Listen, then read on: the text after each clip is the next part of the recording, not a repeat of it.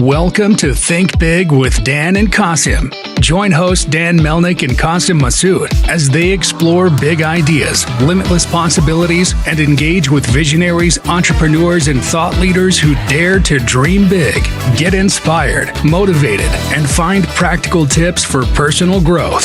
Think big, dream bigger, and ignite your potential. Tell us where you live and what you do. My name is Perlson. I am based out of London, UK. I'm the founder and CEO of Tobago AI, digital outplacement platform. So we help companies when they transition employees outside of the company. Awesome. I actually changed careers 4 times, not jobs, but careers. Through these career changes, I came to the realization that at least from my experience, the tools that I have found that helped me think about what I want to do next and how to achieve that were either expensive or limited in scope. So I decided to do what I'm doing, which is outplacement. The journey began, realistically, after I left McKinsey. I was a McKinsey consultant here in London for about 5 years. And then I started my own company, and it was a consultancy working with technology companies. And through that journey of changing from McKinsey consultant to an independent consultant and having to chase clients, etc., you eat what you kill, basically. I came to a realization at one stage that, maybe it will be easier to be in a large corporate. I tried to get back into a large corporate position, and it was extremely difficult, and I was quite surprised. And I started to investigate and to look at how I can improve my positioning, do better on interviews, get more interviews, etc., etc. And I had to tap into all the tools that are out there. I spoke with career coaches. I went back to kind of my university career services team and had a discussion with them. How can they help? And I realized that what's out there is enough, or it's Awesome. actually so good. in terms of building out this platform, what was that process like? This is how I started in terms of getting it to come to fruition, did you learn how to code? Did you have to hire developers? What did that process look like? So this is a very timely question. We are living in crazy times, aren't we? And what you can do today with vibe coding, you couldn't have done even 18 or 24 months ago. So this journey started. I made a conscious decision that, given my purely business background and learning to code and building the platform from scratch by myself, would probably not be the best use of my capabilities. So I looked for a co-founder, technical guy that can help me with this. And I found someone, and we're working together, and he basically built it. The ideal customer, and can you just dive more into the use case, how they actually go and use the platform and get value from it? So it's actually a very interesting industry, outplacement, because what happens is the person that buys the service and pays for it is not the person that uses it. So the end user is departed employee, basically the person that was fired. That person is given usually free access to the platform via his former employer. So you sell to the HR team, and they give it to their departed employees. Got it. So the employee, how does it work? And they go and log in, and then from there they can see opportunities, or what does that look like? Exactly. So think about all the things that you would need when you are looking for a job, but also consider that you are looking for a job, not necessarily, it's not like a student, a graduate looking for a job, anticipating all the greatness that lies ahead. Usually you might be in a state of shock because you were fired, and you might have some emotional distress going on. You might have foresee or already are in and financial crunch. So it's a very different setup.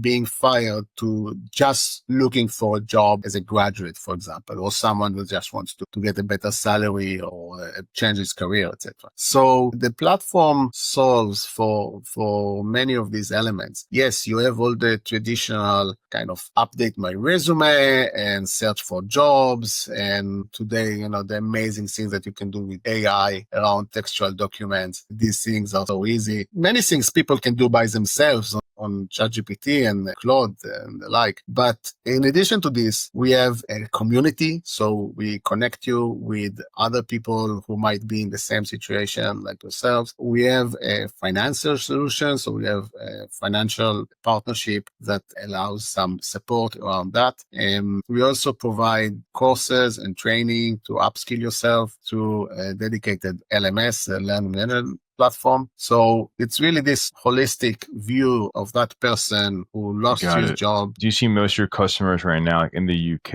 or US? Like, because I think in America, people get fired all the time and it doesn't seem like there's some severance and things like that. I don't know, like, it's, what the employment laws are in the UK compared to like in the US. I feel like it's a bit different. What does that kind of look like in terms of your geographic location, like of your customers? Yeah. So the interesting thing with outplacement or any transition support service is that it's usually not mandated by law. And as a result of this is the fact that, especially in the US, the majority of the users are tier one publicly traded companies that are able, the tier one banks, the consultancies, etc. When they do employee separations, they provide this level of support. And you can kind of see where I'm going with this price hurdle in the industry. So these services come at a price. And that is the situation in the US. And this is the situation in many other countries.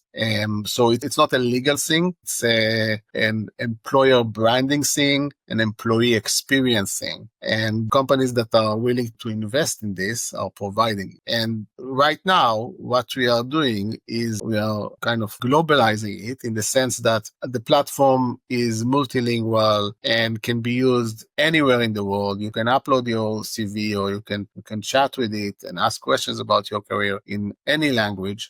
So that's one huge benefit. And the other thing is the affordability. So by using AI, we are able, and this is the mission of the company, when we say outplacement for all. So we believe that anyone who is in this kind of distressful situation and losing their job, they want to look good and they want to be like perceived good in general, even though they just fired somebody. So I think we all live in a certain, market economy, and companies have to do what they have to do to survive. But you can still do that. And, I wouldn't use the word optics. You can still fire people, but do it in a kind way. You can still appreciate that they were part of your journey. It's almost like a sports team, like a football team. So there is a target. Everybody is part of the team. It's part of the journey, but you can replace people because the bigger goal of the company is bigger than each individual. But it does not mean that when you let go of someone, you do not support them, because you actually want everyone to find their best place and perform their best wherever it is in the world. By the way, it might not be another job. So there might be situations where the transition is into an independent position, or opening your own startup, or actually taking early retirement, or going back to school and studying another degree. So there are various avenues. I mean, your life is complicated, and each person at that point of separation, of departure, have different needs. And the idea is that employers... Makes sense. Many of them genuinely do want to help. So they fire people, but they just, to your point, it could be for any reason. It could be for budget. It could be,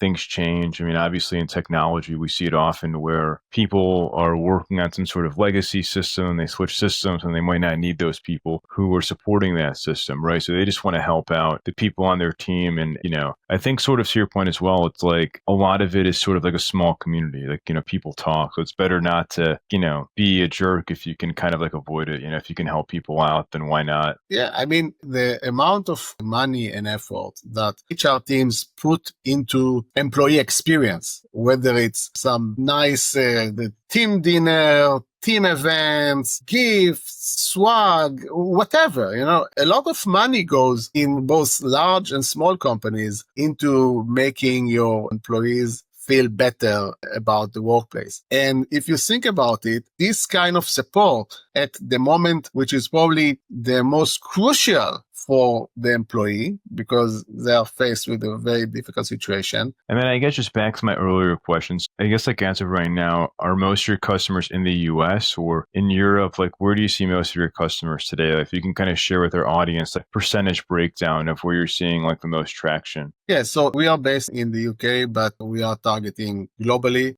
with a heavy focus on the US. So right now, in terms of the companies using our services, about 75% in the US, 25% in the UK. But in terms of the actual end user of departed employees, we have employees in, of course, the US and the UK, but also in Indonesia, Thailand, and a few European countries. So it's kind of spread out. And if you think about it, in a company like yours, for example, where you have an international workforce, people working from many locations, so the company can be in the US, but in your case, you have employees in Pakistan, for example. So it's so easy for you to support them there in their language, even if you have to say goodbye. And realistically, think about it. If you would not necessarily, you are not obligated by law, and you probably wouldn't even if you wanted to do something, you wouldn't even know where to start in supporting your employees in another country. There's many strategies, go to market, etc. So has it been through conferences, through LinkedIn, cold email? Like, what's been like the best channels for you to actually grow this business and get customers? Yeah, so we do a lot of go-to-market experiments, whether it's cold calling, cold emailing, LinkedIn outreach. And what we have found to work best for us is actually to work through partners. So there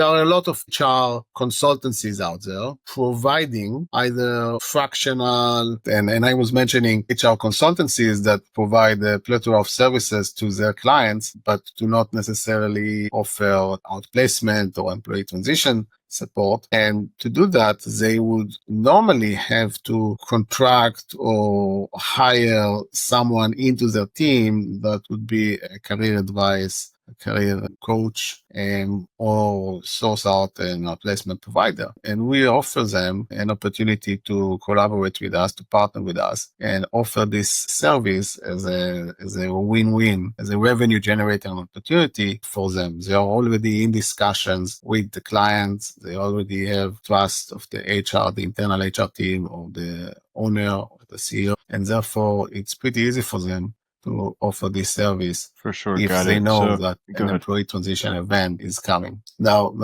just wanted to mention one other thing. If zoom out for a second on kind of the broader context, I don't know if you came across the Anthropic Claude CEO, Dario Amodei, speaking a couple of weeks ago in an interview. And he was saying, look, we are walking towards white collar jobs bloodbath. These are the words that he's been using. And he said that governments and employers should open their eyes and be honest about what's coming up and take appropriate measures. And I think that as a society, we have to realize that AI, whether you agree with him or not, and there are other opinions out there, I think it's obvious at this stage that there is going to be some kind of job displacement or some kind of employment dramatic change that we have not seen for many, many decades.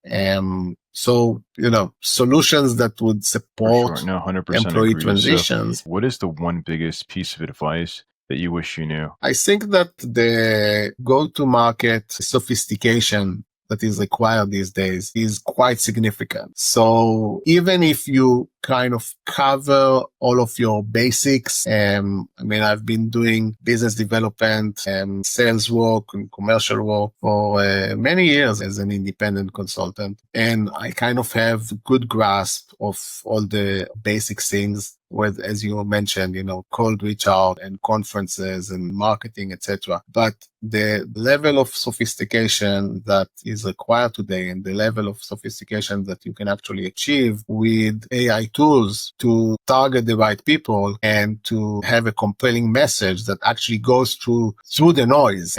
Because I think in the past, even 5 years ago, if you had decent copy and decent data and you had a compelling message to a compelling audience, you would send those emails, send the LinkedIns, make the calls, and you would see results. I think today it's so easy to generate copy. It's so easy to generate lists. It's so easy to scrape websites and get people's data that the reach out has to be much more sophisticated. And this is also one of the reasons why I'm doing this interview and I'm actively pursuing a higher, more public profile, because it's crucial to build trust so people know about you. They know who you are. They know what your values are. Exactly. I wanted to reach out to you. Do you mind sharing your website, social media, I guess best ways to get in contact? Yeah, it's just the website. It's Tobago.ai. Very straightforward, Jobago.ai. And the same thing goes for our Facebook and Instagram and TikTok and YouTube. You can find us on all of these places, and it's very easy to,